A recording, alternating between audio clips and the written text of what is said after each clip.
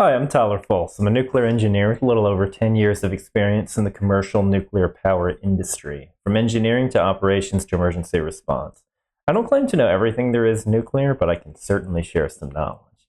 Today we're going to be looking at a couple of Kurzgesagt videos called Life and Size, Part 1 and 2. This first part is titled, What Happens When We Throw an Elephant from a Skyscraper? Size and the square cube law are very important principles in any type of engineering, especially nuclear engineering. Let's take a look. Let's start this video by throwing a mouse, a dog, and an elephant from a skyscraper onto something soft, let's say a stack of mattresses. The mouse lands and is stunned for a moment. One interesting thing to point out is if you were to throw three objects of different weight all at the same time in a vacuum, then they'd fall at the same rate. Because the only reason why things don't fall at the same rate is air resistance, because the force of gravity is equal. Before it shakes itself off and walks away pretty annoyed, because that's a very rude thing to do. The dog breaks all of its bones and dies in an unspectacular way, and the elephant explodes into a red puddle of bones and insides and has no chance to be annoyed. Why does the mouse survive, but the elephant and dog don't? The answer is size. Size is the most underappreciated regulator of living things. Size determines everything about our biology, how we're built, how we experience the world, how we live and die. It does so because the physical laws are different for different sized animals. Life spans 7 orders of magnitude, from invisible bacteria to mites, ants, mice, dogs, humans, elephants, and blue whales. Every size lives in its own unique universe right next to each other, each with its own rules, upsides and downsides. We'll explore these different worlds in a series of videos. Let's get back to the initial question. Why did our mouse survive the fall? Because of how scaling size changes everything, a principle that we'll meet over and over again. Very small things, for example, are practically immune to falling from great heights because the smaller you are, the less you care about the effect of gravity. Imagine a theoretical spherical animal the size of a marble. It has 3 features, its length, its surface area, which is covered in skin, and its volume, or all the stuff inside it like organs, muscles, hopes and dreams. If we make it 10 times longer, say the size of a basketball, the rest of its features don't just grow 10 times. Its skin will grow 100 times, and its insides, or its volume, grows by 1,000 times. The volume determines the weight, or more accurately, mass of the animal. So when you see old movies with giant creatures like Attack of the 50-Foot Woman, or even like some of the Godzilla movies, then you wonder how they move around. Like they must be much, much stronger somehow, or have the required secondary powers, if you will, to ensure that entire volume of organs is maintained through blood. Heart's got to be a lot stronger. Things they don't really talk about in those sort of movies, but it's a challenge. And why people who are too far on one end of the spectrum, either too short or too tall, tend to not live as long, sadly. The more mass you have, the higher your kinetic energy before you hit the ground, and the stronger the impact shock. The more surface area in relation to your volume or mass you have, the more the impact gets distributed and softened, and also the more air resistance will slow you down. An elephant is so big that it has extremely little surface area in ratio to its volume, so a lot of kinetic energy gets distributed over a small space, and the air doesn't slow it down much at all. That's why it's completely destroyed in an impressive explosion of goo when it hits the ground. That's why there is also a size limit when building certain structures, and buildings can only get so tall as well, because just use steel as an example.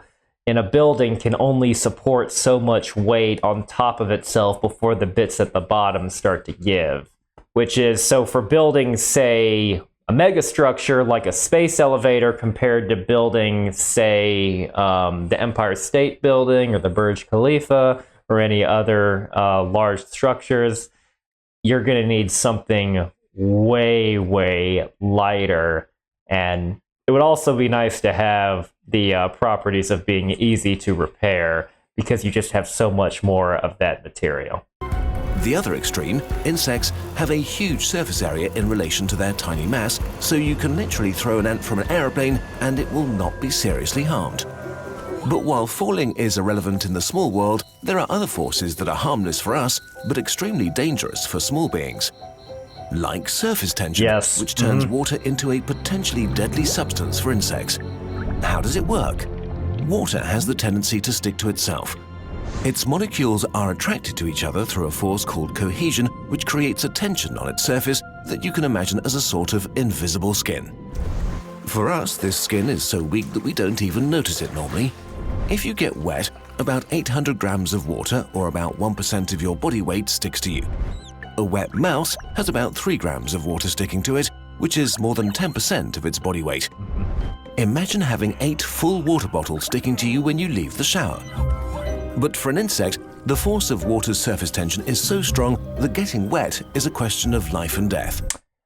People forget how water, we just use it for so many things, but it's actually a moderate amount of viscosity or tendency to stick. Not as much compared to honey, but more than, say, gasoline, for instance. That's very, very low viscosity.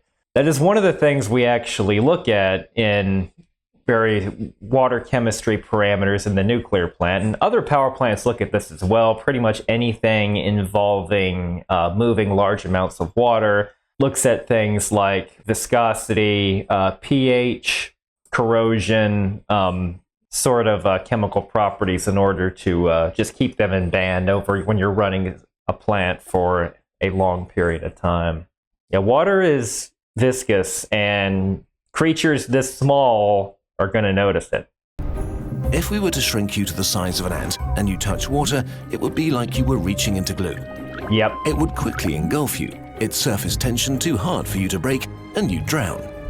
So insects evolved to be water repellent. For one, their exoskeleton is covered with a thin layer of wax, just like a car.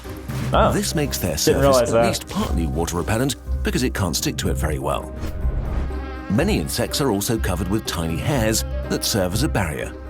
They vastly increase their surface area and prevent the droplets from touching their exoskeleton and make it easier to get rid of droplets. That square cube law works the other direction too, so they need that surface area. Technology billions of years before us. Some insects have evolved a surface covered by a short and extremely dense coat of water-repelling hair. Some have more than 1 million hairs per square millimeter. When the insect dives underwater, air stays inside their fur and forms a coat of air. Water can't enter because the hairs are too tiny to break its surface tension. That's cool. But it gets even better.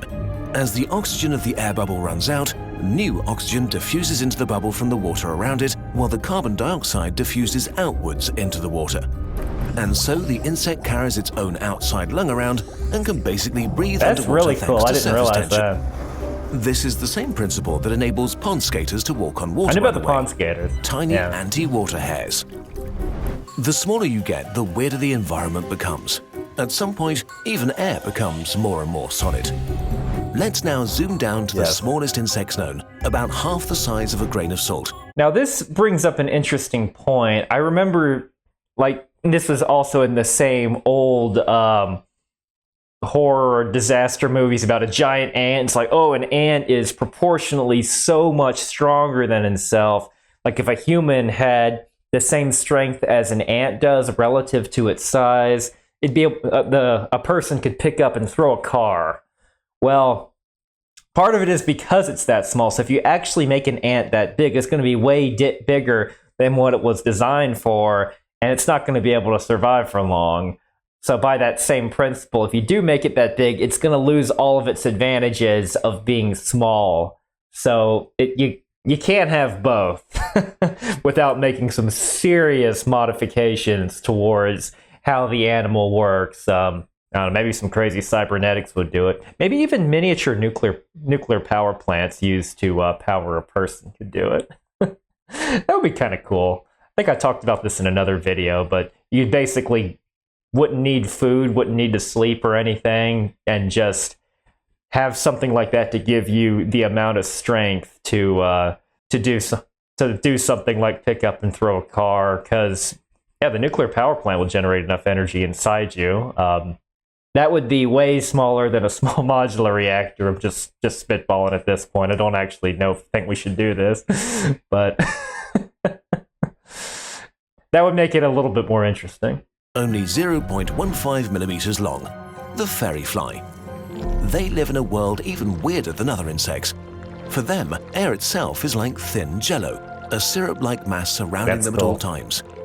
Movement through it is not easy. Flying on this level is not like elegant gliding. They have to kind of grab and hold on to air. So their wings look like big hairy arms rather than proper insect wings. They literally swim through the air like a tiny gross alien through syrup.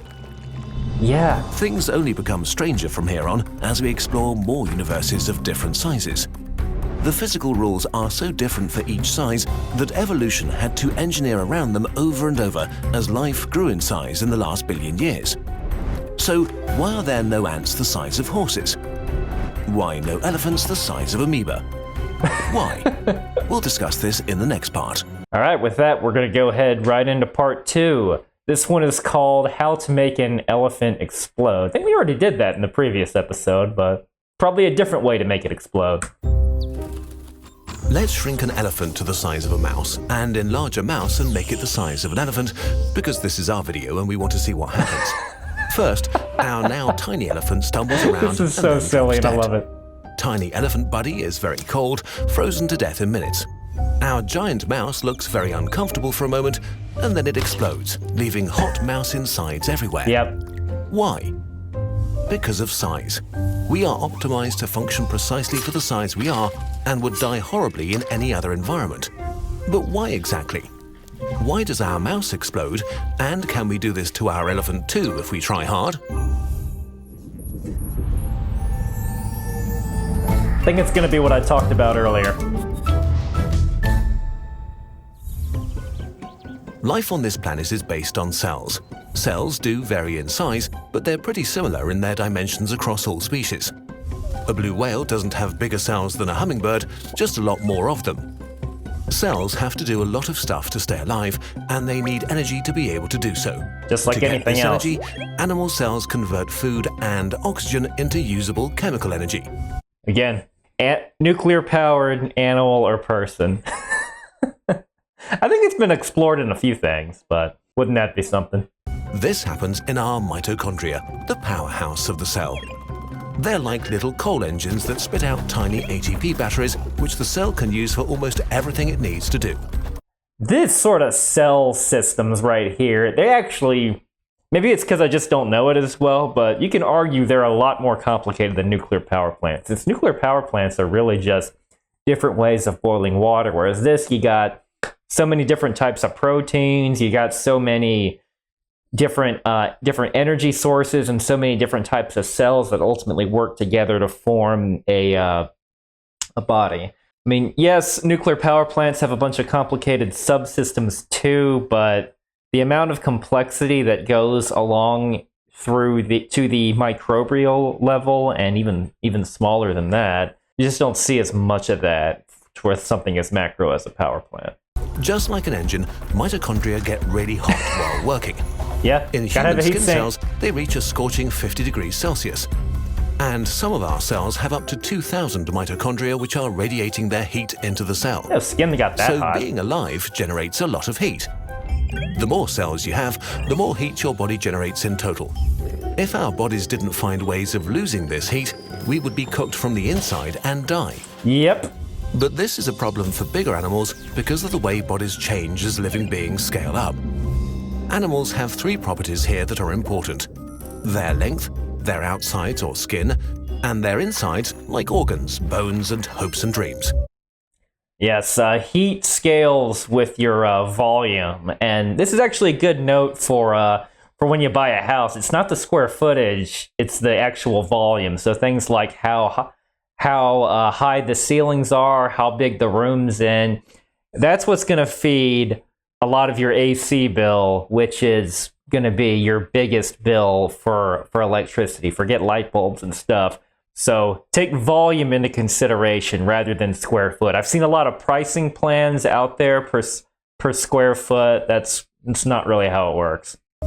The thing that's hard to wrap your head around is that when things grow, their insides grow faster than their outsides. Imagine a fleshy cube. If you double the length of its Sounds sides, terrifying. its surface and volume do not double. In fact, the surface is now 4 times the original size and the volume of the cube 8 times the original size, which is called the square cube law and has been annoying nature for billions of years. So And why is this a engineers problem and for big building animals? stuff that's bigger. Because heat can only leave an object via its surface. So if we make our mouse the size of an elephant, or 60 times longer, it has 3,600 times more surface from which to lose heat. But it has 216,000 times more volume, filled with trillions That's and outside trillions a boundary, of new hot for sure. mitochondria that produce more heat. A lot more insides, not that much more skin. Gonna show it exploding. Our mouse is very dead very fast. But big things like elephants exist, so how do they deal with the heat? For one, they evolved ways to get rid of energy more easily, like huge flat ears that have a lot of surface where heat can escape. But that's not enough. Nature's solution is actually very elegant. Elephant cells Or very are elephant. much slower than mice cells. That was bad. The bigger an animal is, the less active its cells are.